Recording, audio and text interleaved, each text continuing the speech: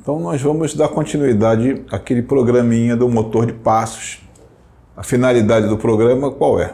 É fazer o acionamento das bobinas do motor de passos de forma sequencial. Então como é que a gente vai fazer? Nós vamos acionar uma por uma das bobinas, né? A gente pode escolher aqui a saída. Esse aqui representa o módulo de saída do CLP e aqui representa o módulo de entrada do CLP. Nós vamos trabalhar da seguinte maneira. Vamos utilizar essas saídas aqui, ó, o O2/0, ou 2/1, ou 2/2, ou 2/3. Vamos escolher quatro saídas dessas. Essas saídas vão excitar as bobinas do motor. Mas para fazer isso, a gente precisa fazer um circuito sequenciador, um circuito que cria essa sequência cíclica e repetitiva, utilizando esses acionamentos ponto a ponto, né? Qual a estratégia para a gente criar essa sequência? Primeira estratégia é criar um gerador de pulsos. Então aqui nós temos um gerador de pulsos. Então esse gerador de pulso vai... ele é um temporizador, né? Então eu tenho um valor de referência aqui que a gente chama de pré-selecionado. Não sei se está dando para visualizar bem, mas depois a gente vai ver isso. Aqui tem o valor acumulado, que é o valor corrente da contagem de tempo. A cada 0,1 segundo ele recebe um incremento, e esse incremento vai ser totalizado aqui nessa memória, que a gente chama de valor acumulado. Quando essa memória, valor acumulado, se igualar ao que está escrito no valor de pré-seleção, o que ocorre? Ele vai acionar a saída dele. A gente chama de saída, o nosso bit de sinalização, a gente chama de bit DN. O bit DN é o bit DON. O endereço do temporizador é o T4 2.0. E o bit de status, que vai dizer quando o valor acumulado vai atingir o valor de referência, nós chamamos de bit DN, que representa done, pronto, feito, realizado. Tempo expirado. Então, o valor acumulado atinge o tempo de referência, ele aciona o bit.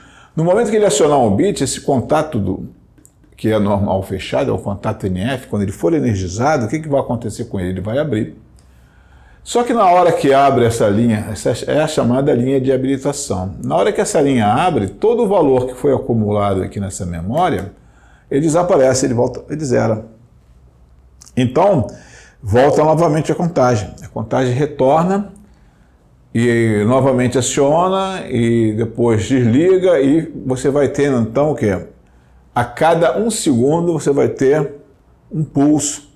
Esse pulso vai incrementar o nosso contador. Aqui está escrito CTU. Esse U aqui é de AP, contador crescente, contador para cima, contador AP. A estrutura é muito semelhante à do temporizador, porque eu tenho um valor de pré-seleção, também tenho um valor acumulado, tenho um endereço que usa a área de memória, a área 5 de memória. Então você coloca C5, o nosso simulador já sabe que a área de memória 5 é uma área destinada só a contadores. Você só vai dizer o endereço do contador. O contador é o C5. Então o contador C5, ele é um microprograma. Vamos imaginar cada instrução dessa aqui, ó, sendo um microprograma. E está lá reservado para você escolher na biblioteca. Quando você escolhe o contador, está escolhendo um microprograma. É como se você tivesse acionado uma pequena subrotina lá da biblioteca de instruções do simulador. Aí ele vai lá e pega a instrução e você diz, olha, meu contador, o endereço dele é C5 2.0. Eu posso ter até 100 contadores, de C5 2.0 a C5 2.99. Eu escolhi esse, e agora eu vou dizer, o pré-selecionado dele é 4. O valor acumulado vai sendo incrementado até que esse pré-selecionado seja atingido. Uma vez atingido o pré-selecionado, ele vai se resetar. A gente vai usar um sistema, está vendo o RES aqui? RES C5. Esse RES C5 é o reset do contador C5. O bit que está fazendo isso, se você observar bem depois, é o C5 2.0/DN, que é o bit done, é o bit de sinalização. É o bit que vai dizer quando o valor acumulado for atingir o valor de pré-seleção. E então, o que vai, resumindo a nossa história até aqui? Eu tenho essa primeira parte do programa, que é o gerador de pulso, a segunda parte do programa, que é o contador de pulso. Esse contador vai ficar numa sequência cíclica de 0 a 3. Por que 0 a 3? Eu não estou vendo 4 aqui. Sim, de 0 a 3 porque quando ele atingir o quarto ponto, é sinal que ele vai ter que novamente zerar. Então ele vai abrir e vai zerar. E vai ficar nessa sequência 0, 1, 2, 3. 0, 1, 2, 3. 0, 1, 2, 3 são 4 bits. E é justamente isso que eu preciso para acionar as minhas 4 bobinas do meu motor de passos, porque o objetivo é justamente esse, é acionar um motor de passos. Como é que eu vou fazer para jogar essa sequência para fora? Eu poderia fazer o seguinte, entrar aqui no valor acumulado, pegar o valor codificado em binário, criar uma lógica e fazer o acionamento das minhas 4 bobinas. Mas isso dá um trabalho desgraçado, dá muito trabalho. Existem formas mais simples para fazer isso. Que forma mais simples é essa que a gente vai ver? A gente vai chegar aqui agora, vai abaixar um pouquinho o programa, tá? Aí vai ver que aquele valor interno do contador, 0, 1, 2, 3, 4, ele está presente nesses 4 comparadores aqui. Então repara que aqui eu tenho C5, 2.0.ACC. O que eu estou falando nessa sintaxe aí? Eu estou dizendo que esse ACC é o valor acumulado. Eu estou me referindo a uma das palavras do meu contador, porque o meu contador, assim como o temporizador, ele tem 3 palavras internas. É uma instrução complexa, é um microprograma bem elaborado, prontinho para você usar. Ele precisa de 3 palavras. Uma palavra é o valor acumulado, a outra palavra é o valor de pré-seleção, que é a nossa referência, e a terceira palavra é a palavra onde estão os bits de status. E aí é justamente onde você vai encontrar aquele bit DN, o bit done. O bit N, que é o bit de habilitação. Então, alguns bits internos dessa instrução são bits de status, que vão representar alguma coisa. Aí tudo bem, eu vou comparar o valor interno do meu contador, primeiro com o valor igual a 0. Depois aqui eu estou comparando com o valor igual a 1, depois com o valor igual a 2, depois com o valor igual a 3. Quando for igual, quando a comparação for verdadeira, essa linha aqui vai ser habilitada e eu vou acionar esse bit. Aí você vai olhar e vai falar, mas que endereço é esse? É o B3 2.0/1.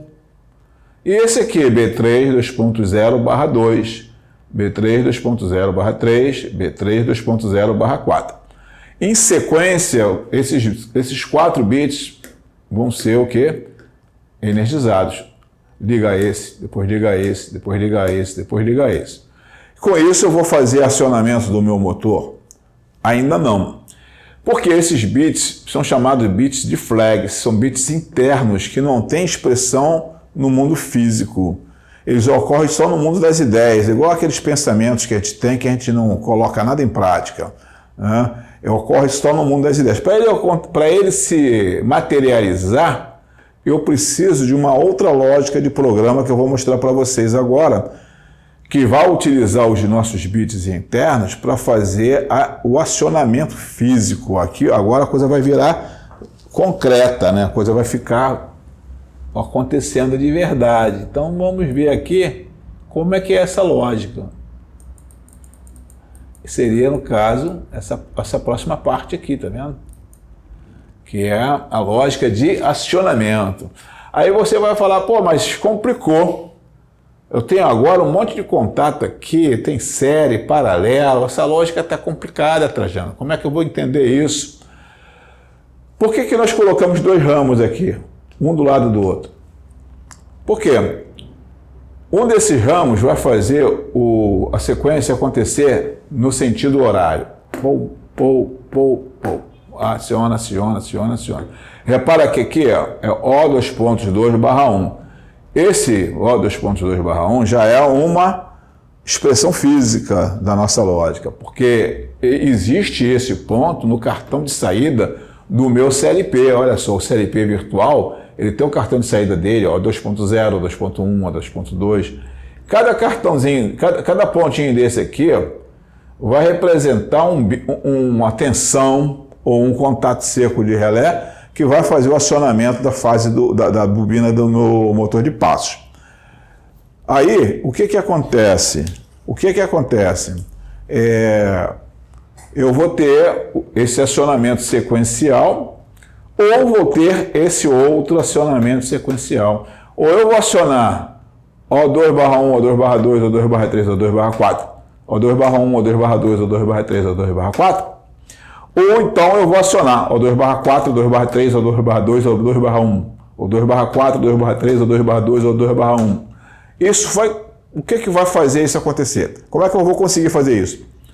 Através desse bit, através dessa entrada física aqui, tá vendo? O I2.1/0, ele que vai definir qual é o bit que vai entrar, se é o bit B3/1 ou se é o bit B3/4. Se a chave estiver acionada, essa linha de baixo aqui é que vai prevalecer. Porque a chave estando acionada, esse caminho aqui abre e esse caminho aqui fecha. Mas repara que em todas as minhas linhas de programa eu tenho o I1/0 presente. Só ele é o único bit. Quando ele ficar igual a 1, todas as linhas superiores vão ser o quê? Desligadas. E todas as linhas inferiores vão ser ligadas. Com isso, eu consigo fazer o quê? A mudança de direção, de sentido, né? De sentido, de rotação do meu motorzinho, do meu motor de passo. Isso para mim vai ser uma maravilha, porque eu vou poder pegar o meu braço robótico, mover ele num sentido ou no outro sentido. Agora, repara que o flag, que é um ponto lógico, né? Não é um ponto real, ele transformou o meu ambiente, ele criou um ponto físico aqui presente, ele materializou o pensamento, né? Porque o flag é um pensamento. Agora, o ponto físico aqui é a materialização do pensamento. Vamos dizer, depois que eu acionar o meu bit de direção, de rotação, né? Sentido de rotação, eu vou definir qual é a sequência, se é uma sequência de baixo para cima ou se é uma sequência de cima para baixo.